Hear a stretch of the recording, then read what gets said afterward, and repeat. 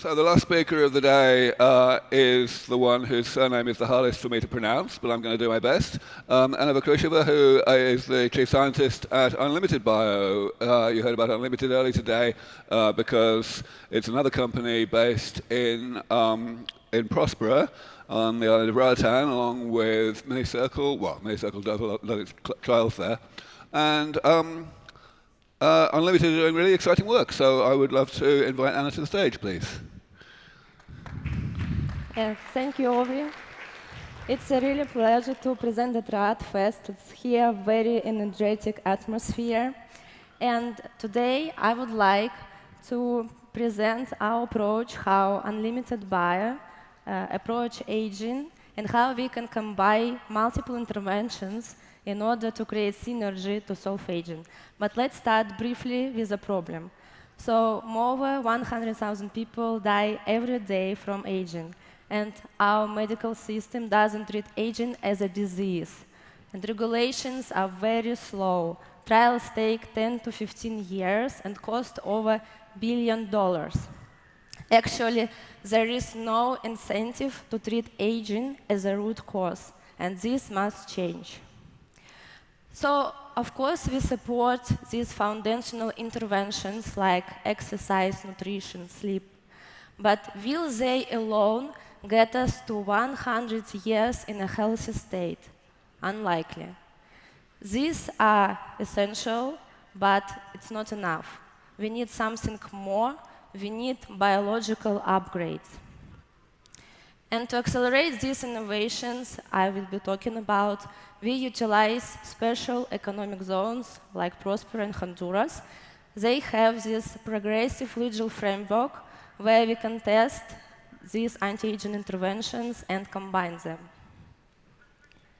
At Unlimited Bio, we approach longevity as a multifactorial process, and we think that one drug won't be enough to solve aging. That's why we need dozens, maybe even hundreds of trials and interventions, therapies in order to solve aging. I would like to make a brief disclaimer here. So this is like very artificial classification because many aging mechanisms are interlinked and many interventions, they influence all of the system at once. So while I'll be speaking about this separately, we need to remember that this is a network, not a checklist. And also, I won't be able to cover everything in just 15 minutes. So there are also other interesting interventions and targets that deserve attention too. So let's start with metabolic and muscle function decline. As you know, we experience with age loss of muscular mass, and it's accompanied by changes in body composition and metabolic changes. But improving our muscle mass, we can influence this process because muscles are the major site for glucose uptake, insulin sensitivity, and energy expenditure.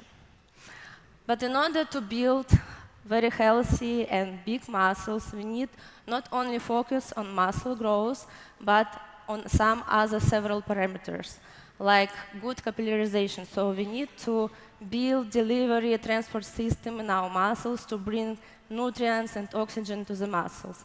We also need to keep in mind mitochondrial function and support our satellite cells, the source of our muscle cells, and of course neuromuscular junctions. It's the connection between nerve cells and muscle cells, because without innervation, your muscles won't be functional.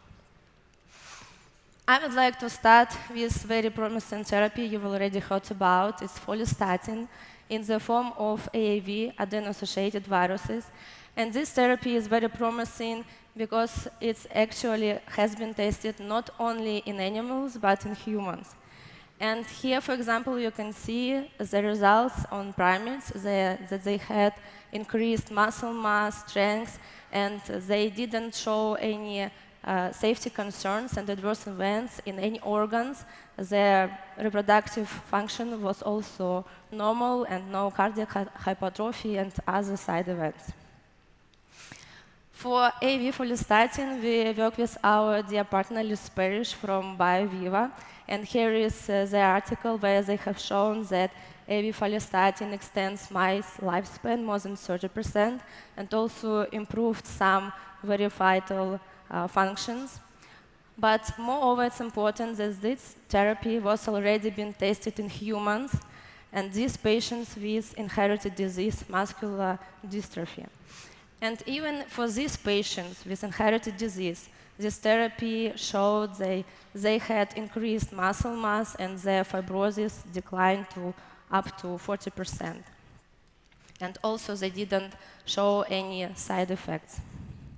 The second therapy I would like to talk about is VEGF, vascular endothelial growth factor. It's a protein responsible for building new capillaries. So when we grow our muscles, to make them bigger, we need to upgrade our vascular system too. And VEGF is responsible for this. Unfortunately, with age, we lose our capillary density. And here you can see the difference between 20 years and 50 years old, how the capillary density has changed with age. And with age, our VEGF signaling becomes very weak. And this is because we have accumulation of the traps, like soluble traps, that binds VEGF and prevents it from signaling. And that's why we need to overcome this obstacle, and we can do it with gene therapies. If we put additional gene in our body, we will increase this protein in our organism. I like this article very much. It's from Grunewald.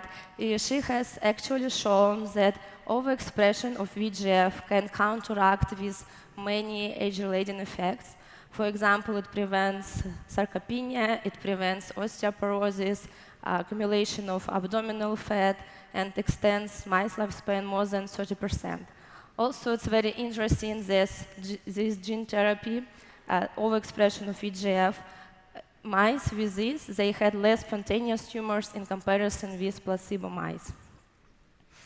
And yeah, as I said before, we need also to keep in mind the mitochondria biogenesis and mitophagy, satellite cells, and neuromuscular junctions. It's like very important components for preserve our muscle, not only big, but also healthy and functional. The next part I'd like to talk about is cognitive and cardiovascular decline. They are also interconnected. And there are like many interventions for cardiovascular health, so I will skip it. Just it's like very important to keep your cardiovascular health normal because it preserves your brain function. And what we need to remember is also the existence of harmful inflammatory proteins that is associated with these declines. We need to think about neuroprotection. And another very interesting topic in this, I would say, about vaccination. So we need to think about neuroprotection as long as we can, because neurogenesis is still a very difficult process and to manage and stimulate it. But neuroprotection maybe could be more manageable, and BDNF, a brain-derived neurotropic factor, is a good option for this. It's a protein that's responsible for synaptic plasticity, learning memory, and neuron surveillance. Also, it declines with age, but people who have more BDNF genetically, they have 50% slow cognitive decline with age. And also, it's associated, as you can see here, with shrinkage of hippocampus and memory loss. But what if we make gene therapy that would bring new BDNF into our brain? So in mice, they have shown that if they transfer AAV-BDNF into hypothalamus, it's slower the age-related metabolic decline of these mice. It's brown fat activity, insulin sensitivity. It also suppresses inflammatory pathways and makes these mice less anxiety behavior and depression behavior. This therapy also has been tested in humans. Here is a clinical trial in patients with Alzheimer's disease. When they injected this therapy directly into the brain of patients, they didn't see any side effects, and also they have seen some improvements in metabolic activity in the cells. And the first protein I would like to talk about is CLOTA. It's also a very well-known longevity factor, and it inhibits 4 age-related pathways: TGF-beta, IGF-1, VNT, and FK-beta. And by this, it protects from cellular senescence, fibrosis, neoplasia, and also it extended mice lifespan more than 20%. CLOTA declines with age significantly. You can see the difference between 20 and 80 years old. It also regulates phosphate metabolism and prevents from arterial calcification and arterial stiffness.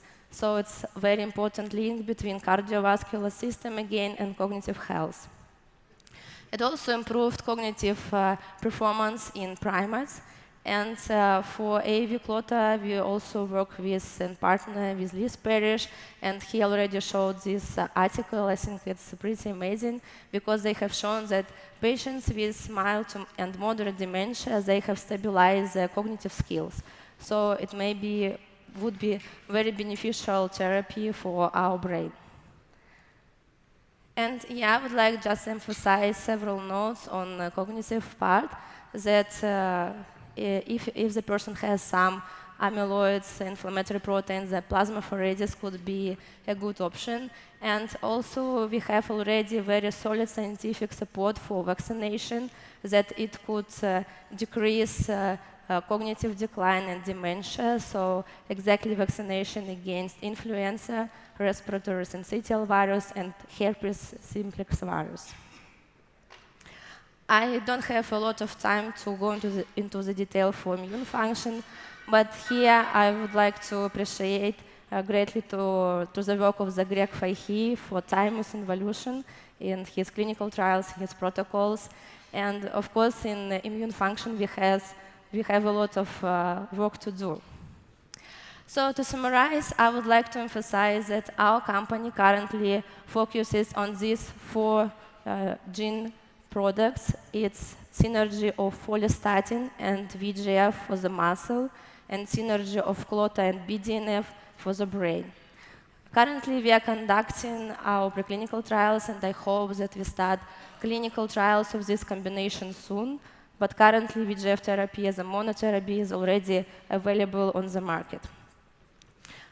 And what I would like to add is that it's just the start, because, as I've said before, we need dozens, maybe hundreds of therapies. And I have shown you that we already have these promising therapies. We already have these tools. What we need now is the courage to act and coordinate to test these therapies. Because if we wait for the perfect certainty, these therapies may arrive too late for our generation and for you particularly. So I invite you to join our mission at Unlimited Bio. Here is a list of our therapies, and if you want to subscribe to our updates, you can scan this QR code. Thank you.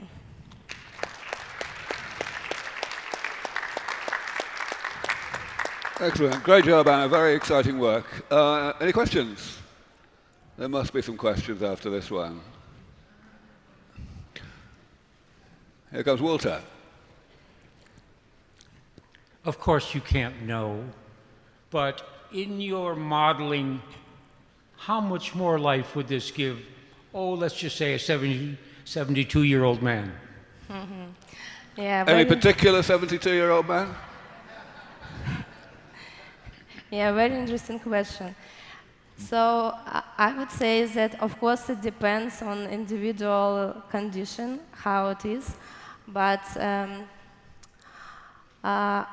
there are some bottlenecks, real bottlenecks that we are working on at R&D stage that really getting us from to go from 120 years. It's elastin that we are working also in the company. So I would say with these 4 gene therapies, it is possible to be in healthy condition maybe up to 120 years.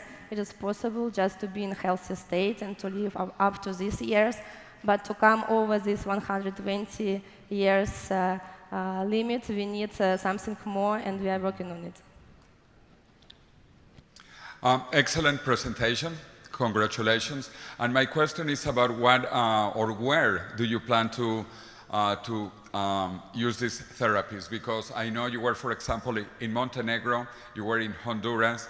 Where are you planning to work with which type of clinics in which countries? Yes, thank you, Jose. We are currently can work with these combinations in special economic zones. So there is a primary point is Honduras, Prospera. We are also working on Bahamas, and we have some clinics in Mexico. So, but I hope that we will have like more locations in the world soon, and we will widespread. Thank you. I'm aware of some of what you presented. I'm aware of people who have gone down and gotten some good results. I don't know about everyone who went down there, but I'm aware of efficacy.